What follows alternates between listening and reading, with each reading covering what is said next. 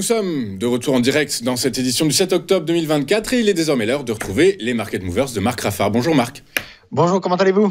Ça va très bien, je vous remercie beaucoup. Marc Raffard, vous êtes responsable éditorial chez Café du Trading avec nous pour nous présenter une liste d'actifs qui pourraient être intéressantes à trader, notamment eu égard à l'actualité politique, l'actualité politique qui est évidemment américaine actuellement. On va commencer avec l'or. L'or qui hier a chuté de près de 3%, alors sur fond de hausse du dollar, mais tout ça se comprend très bien. Hausse du dollar parce que les investisseurs sont inquiets du creusement du déficit budgétaire américain, inquiets également parce que le programme économique de Donald Trump est source d'inflation, et inquiets parce que ce risque de retour de l'inflation pourrait inciter la Fed à revoir son timing de baisse de taux et peut-être à le revoir à la baisse. Du coup, tout ça, ça crée des turbulences sur les marchés et l'or en pâtit.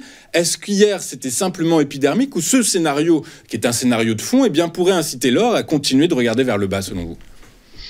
Alors, comme vous l'aviez très justement expliqué, effectivement, déjà, il y a la hausse du dollar qui a à peu près monté qui a grimpé de 2% suite à l'annonce de la victoire de Donald Trump.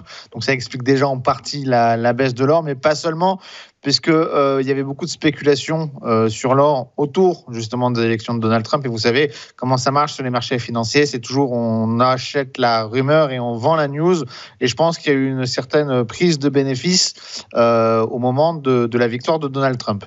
Moi, je pense que la victoire de Donald Trump reste un vecteur d'inquiétude sur les marchés, peut-être même d'aggravation des conflits à travers le monde. Et ça, c'est les paramètres qui sont les plus favorables pour la montée de l'or. Donc moi, je pense, alors attention parce que aujourd'hui, la victoire de Trump a été confirmée hier. Les marchés sont en ébullition depuis un jour et demi. Donc, j'aime pas faire des prévisions et des prédications parce que j'ai pas de boule de cristal.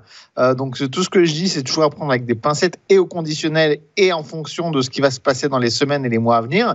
Mais je reste quand même plutôt haussier sur l'or. Je pense que la correction, elle est d'une part technique par rapport au dollar et par rapport aux prises de bénéfices. Là, aujourd'hui, les prix s'échangent sur un niveau de support. On pourrait peut-être s'arrêter là, rebondir. En tout cas, quoi qu'il en soit, à long terme, sur les prochains mois, prochaines années, je reste plutôt acheteur sur l'or, même si c'est pas un actif que j'affectionne tout particulièrement, parce que ça ne distribue pas de dividendes, ça n'a pas de rendement, c'est inerte. Et moi, je préfère la vision de Warren Buffett, qui préfère investir dans les actions que dans l'or. Mais il faut reconnaître que l'or, à mon avis, a encore du potentiel pour les mois et années à venir. Alors là, on s'échange aujourd'hui, là, ce matin, au moment où je vous parle, à 2650, pardon. Là, je crois que j'ai fait rêver certains acheteurs d'or en me trompant. Lapsus. Donc, on s'échange sur un niveau de support. On pourrait peut-être rebondir, revenir sur les plus hauts. Et si jamais la tendance haussière devait se confirmer, on pourrait peut-être voir les 2800, 2850 ou ces fameux $3000 qui sont annoncés depuis plusieurs mois par les grandes banques, par les analyses des grandes banques. Ça pourrait peut-être arriver d'ici la fin de l'année ou en tout cas, je pense, en 2025, affaire à suivre.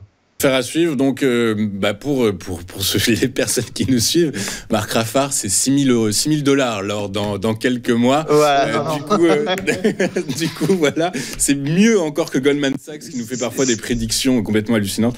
Oui, je vous écoute, Marc. Si c'était 6 000 $, ma prévision, même si je suis pas un grand fan de l'or qui distribue pas de dividendes, j'en aurais quand même acheté.